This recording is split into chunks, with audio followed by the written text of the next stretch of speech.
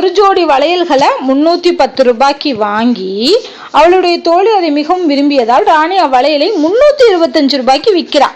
அப்ப என்ன பண்றா, 15 ரூபாய் கூட சேர்த்து விற்கிறா. அப்ப அவளோட லாபம் எவ்வளோ, 15 ரூபாய். இதெல்லாம் சிம்பிளான சம்முதான். அடுத்த கொஸ்டின், சுகன் ஒரு ஜீன்ஸ் கால் சட்டையை 750 ரூபாய்க்கு வாங்குறாரு. அது அவருக்கு பொருந்தல, அதனால அவருடைய நண்பருக்கு 710 ரூபாய்க்கு விற்கிறார். வாங்கின அமௌண்ட் அதிகமா இருக்கு, ஆனா வித்தது கம்மியா இருக்கு. அப்ப டிஃபரன்ஸ் என்னது, 40 ரூபாய் நட்டம். ஆன்சர், சுகனுக்கு என்ன கிடைக்கும், நட்டம் தான் கிடைக்கும்.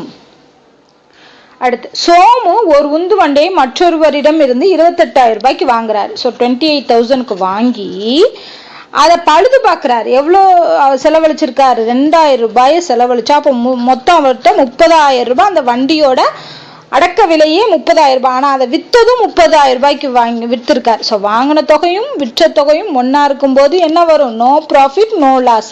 லாபமும் கிடையாது, நட்டமும் கிடையாது. இதுக்கு ஆன்சர்.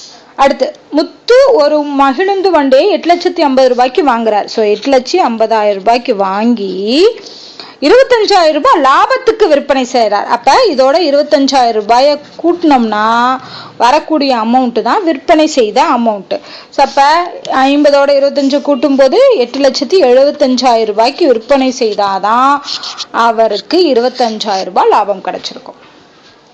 அடுத்து, வளர்மதி தன்னுடைய முத்து மாலையை 30,000 ரூபாய்க்கு விற்பனை செய்து அதனால் லாபம் 5,000 ரூபாய் பெறுகிறார். அப்பனா அடக்க விலை என்னவா இருக்கும்? ஸோ அடக்க விலையோட லாபத்தை கூட்டுனா தான் 30,000 ரூபாய் வரும். அப்போ 30,000 ரூபாயிலேருந்து நம்ம என்ன கண்டுபிடிக்கணும், 5,000 ரூபாயை கழிச்சோம்னா அடக்க விலை கிடைச்சிட போகுது. ஸோ கவிங்க 25,000 ரூபாய் தான் அடக்க விலையாக இருக்கும். குணா தனது பொருளை 325 என குறித்த விலை 325, அதுல 30 ரூபாய் தள்ளுபடி குறிக்கிறாரு. அப்ப அப்படின்னா விற்பனை செய்தார் எனில் விற்பனை விலை, நல்லா ஞாபகம் வச்சுக்கோங்க, குறித்த விலையில இருந்து 30 ரூபாயை கழிச்சோம்னா அதுதான் விற்பனை விலை. அப்ப 325 - 30 295 தான் விற்பனை விலை.